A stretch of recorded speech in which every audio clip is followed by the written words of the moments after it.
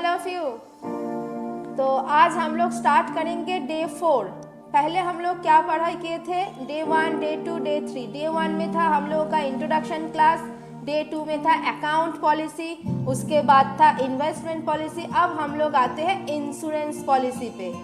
तो तुम लोग सोचोगे इंश्योरेंस, बैंक में इंश्योरेंस क्या है? बैंक में इंश्योरेंस है, लेकिन क्या है?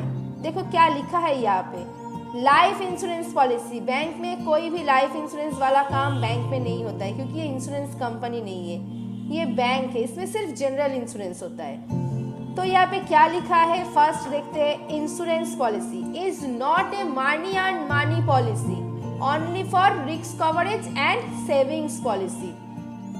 तो इंश्योरेंस क्या है? इंश्योरेंस के लिए जो कस्टमर पैसा दे रहा है बैंक में, तो बैंक इस पैसे को लेके नहीं रख रहा है। बैंक क्या कर रहा है? कस्टमर के लिए सेविंग्स कर रहा है, रिस्क कवरेज कर रहा है। कोई भी प्रोडक्ट अगर कस्टमर लिया, तो मानो कि वो लोन लिया है, तो लोन लेने के बाद कस्टमर को अगर कुछ हो गया, मतलब वो उसका तबीयत खराब हो गया या फिर वो नहीं रहा, वो उसका डेथ हो गया है, कुछ भी हो सकता है उसके साथ, तो बैंक तो उसके फैमिली के पास जाएगा। तो इसलिए बैंक बोलते हैं कि कोई भी प्रोडक्ट बैंक के साथ लो तो एक इंश्योरेंस करके रखो। इसीलिए बैंक में एक जनरल इंश्योरेंस का नाम है। तो इंश्योरेंस मतलब रिस्क कवरेज। तो देखो जनरल इंश्योरेंस में क्या क्या है? Vehicle insurance, health insurance, marine insurance, aviation insurance, fire insurance, missing insurance, agriculture insurance, accidental insurance, road insurance and travel insurance. तो ये सब इंश्योरेंस बैंक में होता है, ओनली फॉर रिस्क कवरेज के लिए। जैसे कोई अगर तुम गाड़ी खरीदो, इंश्योरेंस नहीं होगा तो तुम रोड के ऊपर गाड़ी नहीं चला पाओगे, कितना भी महंगा गाड़ी क्यों ना खरीदो। उसके बाद हेल्थ इंश्योरेंस। हाँ, ये हेल्थ इंश्योरेंस मतलब ये नहीं है कि लाइफ इंश्योरेंस। हेल्थ इंश्योरेंस मतलब हेल्थ कार्ड। जैसे हम लोग के वेस्ट बंगाल में हेल्थ कार्ड, जैसे स्वास्थ्य साथी कार्ड, ये सब कार्ड होता है। बिहार की तरफ जाओ तो आयुष्मान भारत कार्ड, ये सब बहुत तरह का कार्ड होता है जो हेल्थ इंश्योरेंस के अंडर आते हैं। उसके बाद मरीन इंश्योरेंस, जहाजों का इंश्योरेंस होता है ये।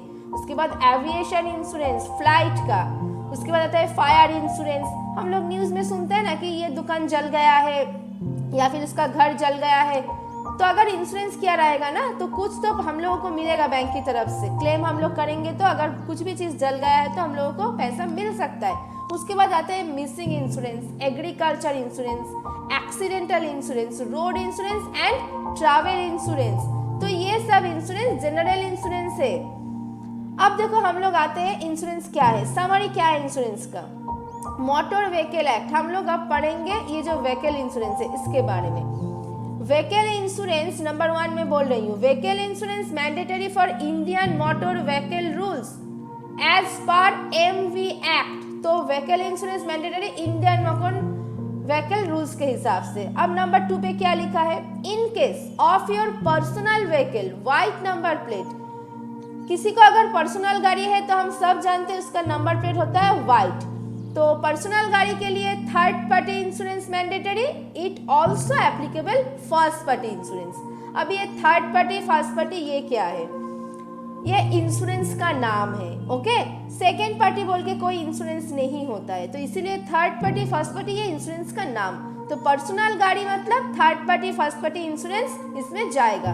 उसके बाद नंबर 3 में क्या लिखा है, in case of your commercial vehicle yellow number plate first party insurance mandatory. Commercial vehicle मतलब जो ट्रांसपोर्ट में हम लोग जाते आते हैं, रोड पे जो गाड़ी चलते हैं, तो उसको बोलते हैं कमर्शियल व्हीकल, जो बिजनेस पर्पस यूज होता है, तो उसका नंबर प्लेट ऑलवेज येलो रहता है। तो ये जो येलो नंबर वाला प्लेट जो गाड़ी होता है ना, इसमें सिर्फ फर्स्ट पार्टी इंश्योरेंस मैंडेटरी। देखो इसमें कोई थर्ड पार्टी इंश्योरेंस नहीं है।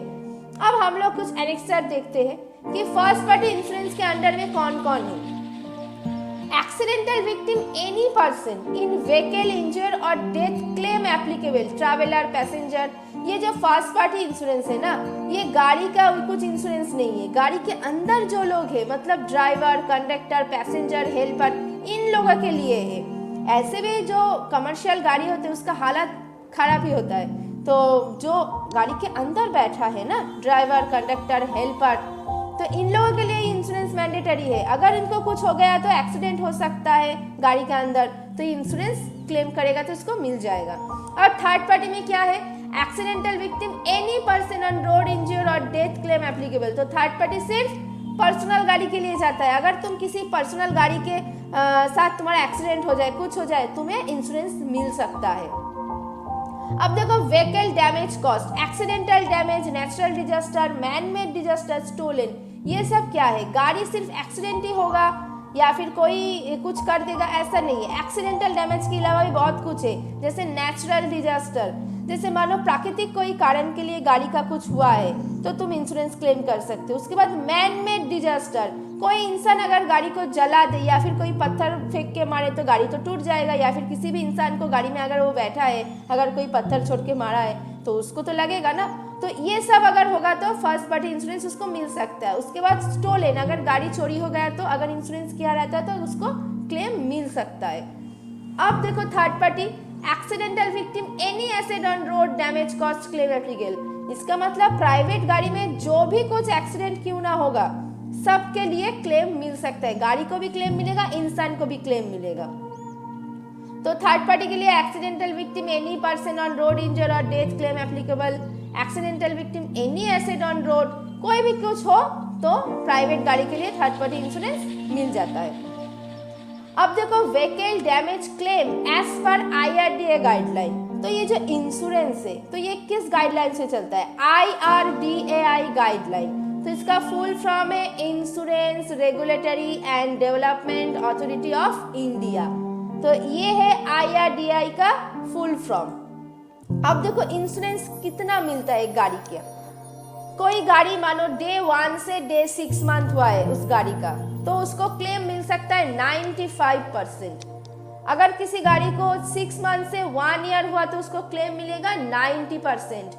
उसके बाद 1 ईयर से 2 ईयर हुआ तो 80%, 2 ईयर से 3 ईयर्स हुआ तो 70%, 3 ईयर से 4 ईयर्स अगर हुआ तो 60%, 4 से 5 50%, 5 से 6 40%, 6 ईयर्स टू ऑनवर्ड्स। उसके बाद 30% क्लेम तुम कर सकते हो। अब कितना क्लेम करोगे? एप्लीकेबल कितना है? देखो एक शोरूम प्राइस के ऊपर, मतलब तुम्हारा गाड़ी जितना दाम से तुम खरीदे हो उसके ऊपर तुम्हें ये क्लेम मिलेगा, ये परसेंटेज मिलेगा। अब उसके बाद क्या लिखा है? ऑन रोड प्राइस, एक showroom price, vehicle insurance, road tax, कोई भी चीज 15 साल के लिए होगा, 15 साल के बाद नहीं होगा। 15 इयर्स रजिस्ट्रेशन, उसके बाद नहीं होता है। क्लियर? अब हम लोग जाते हैं हेल्थ इंश्योरेंस पे, जो हम लोगों ने पढ़ा था। हेल्थ इंश्योरेंस मतलब हेल्थ कार्ड। तो क्या है? देखो समरी क्या है। 1 April 2018 tax savings plan as per income tax rules, 1 year plan today to midnight of next year. जैसे मानो 1 ईयर प्लान क्या है, कोई कस्टमर एक इंश्योरेंस किया है तो आज के डेट में वो इंश्योरेंस किया है, इसका मतलब वो नेक्स्ट साल में आज के डेट आके उसका 1 साल पूरा कंप्लीट नहीं होता है, उसका कंप्लीट होगा 1 दिन बाद, क्योंकि रात के 12 बजे के बाद हम लोगों का नेक्स्ट ईयर होता है, नेक्स्ट डे होता है। तो नेक्स्ट ईयर में वो जब आएगा तो नेक्स्ट डे में आएगा, जिस दिन वो किया है, जो इस डेट पे, उस डेट के पीछे वाला दिन वो आएगा। ओके। अब देखो number of health insurance plan in banking sector. Health insurance plan banking sector में क्या है? कोई अगर प्रीमियम दिया 5,000 से 6,000, एप्लीकेबल मानो 2 जन है तो उसका क्लेम कितना मिलेगा? 1 लाख रुपए मिलेगा। उसके बाद 10,000 से 12,000, एप्लीकेबल मेंबर 4 जन, उसको क्लेम कितना मिलेगा? 3 लाख रुपए मिलेगा। उसके बाद 15 से 18,000, एप्लीकेबल 6 आदमी है घर पे तो उसको 5 लाख मिलेगा। ये है हेल्थ इंश्योरेंस का प्लान। अब आते हैं cashless plan. Health insurance claim as per IRDA guideline में कैशलेस प्लान क्या है? List of hospital in West Bengal. हम जो हॉस्पिटल लिस्टेड है मेरे हेल्थ कार्ड पे, मैं उसी हॉस्पिटल में जाके ये कर सकती हूँ। जैसे डिस्ट्रिक्ट वाइज होता है हेल्थ कार्ड, ठीक है। अब रिम्बर्समेंट प्लान क्या है? अगर तुम्हें ये पैसा क्लेम करना है तो तुम्हें बैंक के पास क्या लेके जाना है? ओरिजिनल हॉस्पिटल बिल, मतलब जिसको हम लोग बोलते हैं पक्का बिल। पक्का बिल कैसे होता? जिसमें tax, VAT, GST, all government tax लगा हुआ है, वो है पक्का बिल। उसके बाद ओरिजिनल डिस्चार्ज सर्टिफिकेट, उसके बाद सेविंग्स अकाउंट डिटेल्स और बैंक नेम, ब्रांच नेम जो रहता है सेविंग्स अकाउंट डिटेल्स से फर्स्ट पेज में ये लगेगा। ये सब डॉक्यूमेंट्स चाहिए अगर तुम इंश्योरेंस का कोई भी चीज़ क्लेम करने जाओगे तो ये गया हम लोगों का हेल्थ इंश्योरेंस। मतलब इंश्योरेंस चैप्टर में ये 2 ही है। ओके।